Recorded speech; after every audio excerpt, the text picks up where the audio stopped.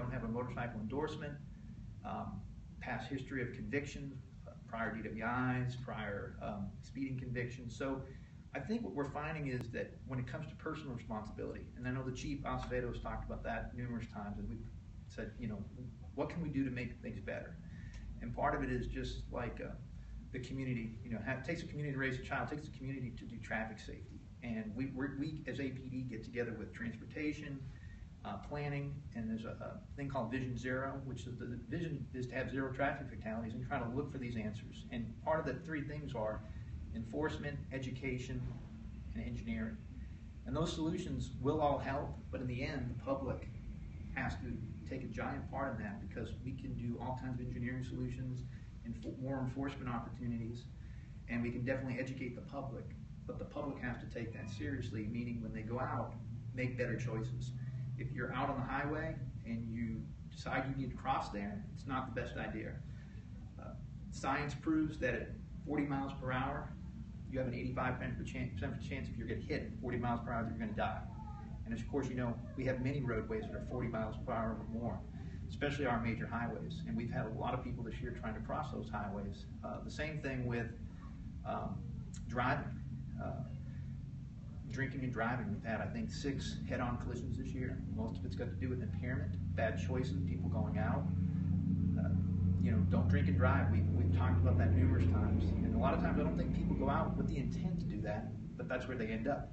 But what we're saying, also some people have a history of it. So it's one choice. Do they care about it or not care about it? And so we're asking anybody, whether family, friends, neighbors, if you know someone who's like that, to talk to them. Have that good talk with your friend or your family member and tell them, you know, you're going to end up killing yourself or somebody else. Does somebody want to do that? Because I don't, even though they're making that choice to drink and drive or walk across the highway, they're probably not expecting to get killed. I don't think anyone does that.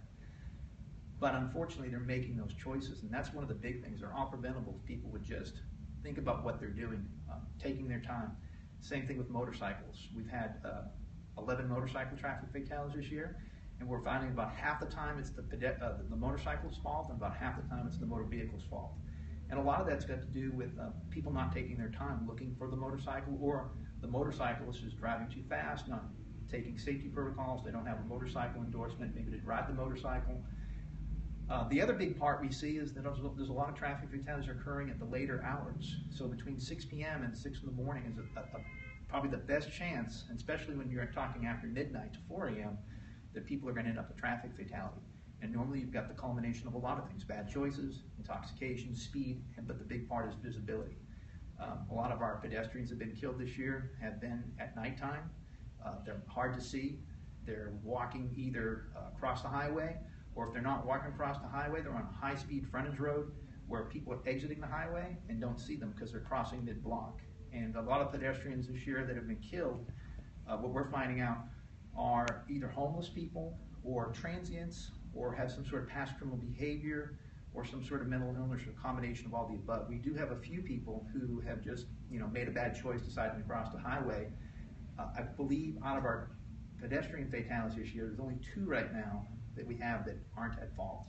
And all the other pedestrians, I want to say right now we have 23 pedestrian fatalities, so we're looking at 21 out of 23 traffic fatalities regarding pedestrians that the pedestrian was at fault. And usually that's walking across the highway or being on a high-speed shoulder. And it's not because their car broke down or you know, they just decided, hey, you know, I'm stuck here.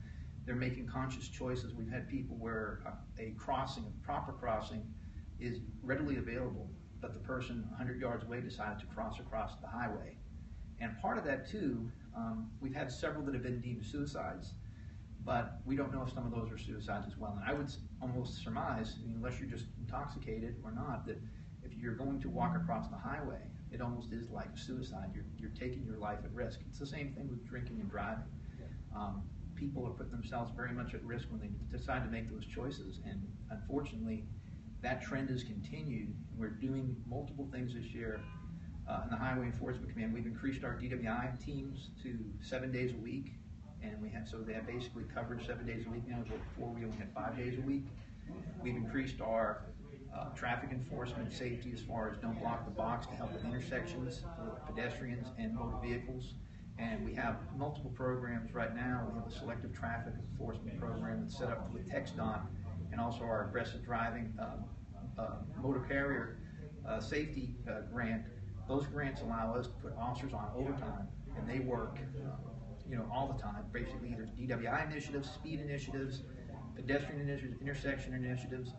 And I want to say for July, the month of July, we actually wrote our most citations, and we had our most traffic fatalities. So the issue, I think, with enforcement, we can put a lot of police officers out there to issue citations or make arrests, but the big part we're seeing comes back to that personal responsibility. How do you get people to make those better choices? So the biggest tips we can tell people, I think the people that listen and to the news, watch the media, they're probably already paying attention. We're going to ask those people that they know don't pay attention to the media, don't make those good choices, to actually be that role model if they can. Take that person aside, talk to their children, because a lot of times we're seeing is that you have to be a defensive driver, you have to be a defensive walker, you have to be a defensive bicyclist, a motorcyclist, because it might not be your actions that are going to get you killed. It could be the other person that's not paying attention, or that person that walks in front of the roadway.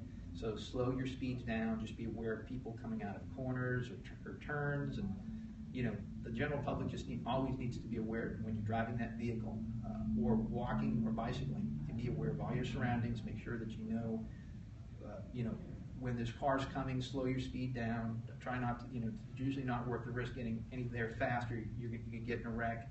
So, those would be some of the biggest tips we can tell people. Perfect. Good. All right. Covered it all in one. I figured I'd just get it all done. Yeah.